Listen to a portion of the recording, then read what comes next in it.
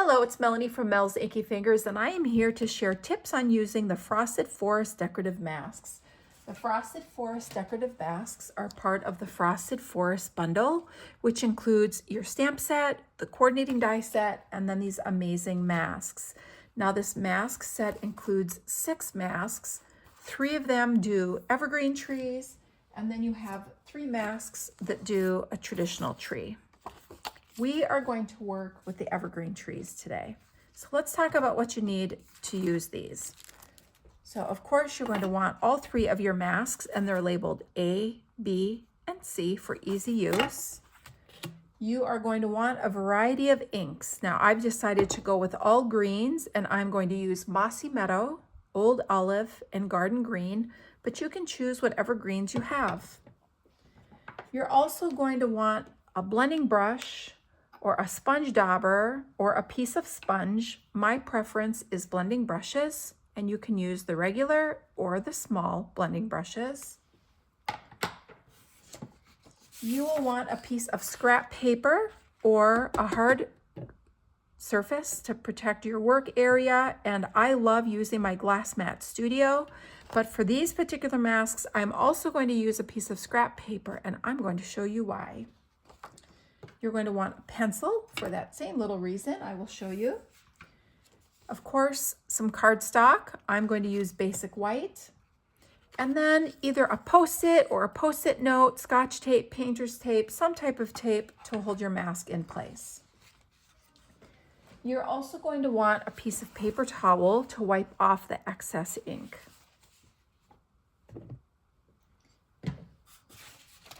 So let's bring our scrap paper into our work surface. Now you can choose to tape this down, or you can choose to hold it in place. It's your choice.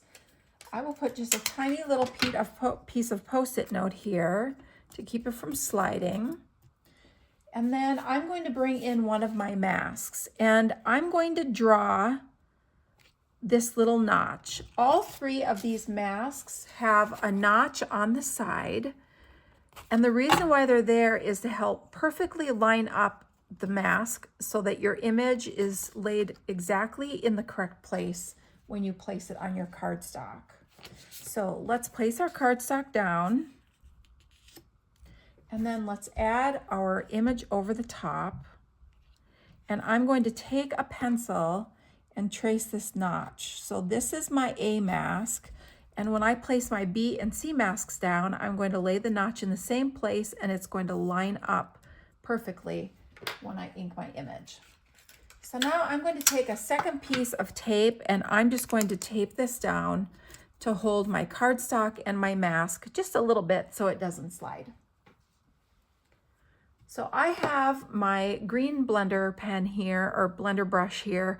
I don't have a blending brush for every single color, but I group them by families. So I have one for green, one for blue-green, one for brown, orange, and so forth. So it makes it a little easy to use. And I'm going to bring in my Old Olive ink. So the first thing I'm going to do is take my A mask, and I'm going to add some ink to this. Now, I like to take the ink and push it down into my brush after I pick it up. You can do that right here on your mask, or if you're working with the Glass Mat Studio, you can kind of do that over here.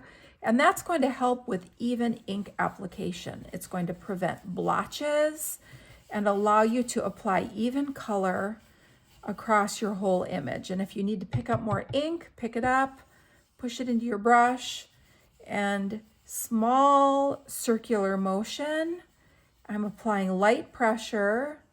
Now, if you want more color, you can add more color. You can push a little harder and do really tiny circles if you're having a hard time getting into the crevices. These blend really nicely, and you should just be able to use reasonably light, small circular motion, and you should get a really great application of ink. So now I'm going to take my tape off, and I'm going to move to mask B.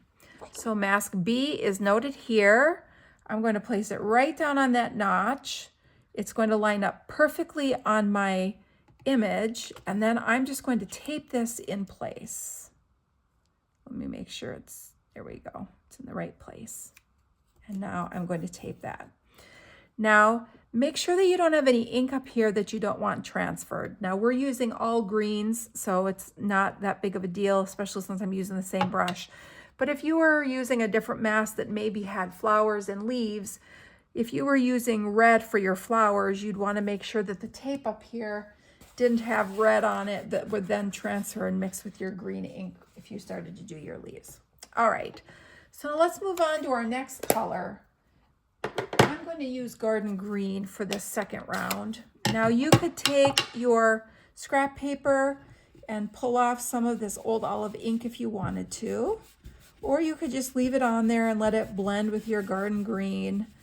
It's your choice. I never wash my brushes. I think that a lot of ink in them helps them blend really nice and you get smooth, even distribution of your ink. But now I'm going to take my green, garden green, push it into my brush, and now I'm going to add it to my bee mask. And again, I lined up that notch so that it lined up the mask perfectly to allow me to put color exactly where I wanted it.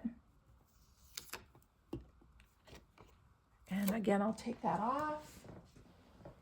And now last but not least, I'm going to come in with my C mask. I'm going to put it right down on that notch, place it down on my image and tape it in place. And I'm going to come in with my Mossy Meadow. Now you don't have to have 3 colors of ink. You could actually use one and go really light, then do kind of medium ink application, and then do a really heavy ink application, and that will also give you some cool color. So I'm adding my Mossy Meadow to my brush, push it into those bristles so I get nice even application, and now I'm going to add it to my project. So small circular motion. If you want more color, you can come back. You can make it heavier if you want, or you can leave it light. It's up to you. And then you can take off your mask and look at this super, super cool image that you get. Now, if you're inking on your background or inking on your project, let's talk about some tips for assuring really nice ink application. So I love using my Glass Mat Studio. If you don't have a Glass Mat Studio, you could use the back of a block. An acrylic block will kind of do the same thing. I like to add my ink and again, either push it down on my Glass Mat Studio or on an acrylic block. And this is going to push it into those bristles, distribute it evenly, and then you avoid blotches. You can start off the edge of your paper and apply ink this way if you're inking a larger surface. And again, small circular motions with light pressure, it will give you nice even ink application. But if you're wanting to apply it in a specific spot on your project, let's look at how to do that. Ink your brush, push that ink into your bristles evenly so that you don't get a blotch. And then place it kind of in the center of where you want your ink, really light, and then add a little more pressure, and then in a circular pattern, while you're in a circular motion, you can just kind of blend it onto your project and then go from there. And now you don't have any blotching. So let's compare that if you don't push it into your ink. So I'm just going to ink my brush, and now I'm going to bring it in from the side. You can see that you're getting a little more irregular ink. Now that doesn't mean that you can't blend that out, because you can if you work at it a little bit. You can blend that out, but you can see this is a little smoother than that. Now, if you were to put it in the middle of your project and you couldn't come in from the side, if you add ink and then you put that down in the middle, and then you start blending out from there, you can see that you do get a little spot where the ink is a little heavier, and it does take a little more work to blend that. So I just really like, you can see the comparison here, I just really like taking a hard surface, pushing that in, distributing it, and then adding it to your project. I think that it really does help give you some smoother color application. So I hope these tips helped. I hope you enjoy working with your decorative, frosted forest masks, and I hope you enjoy creating beautiful projects.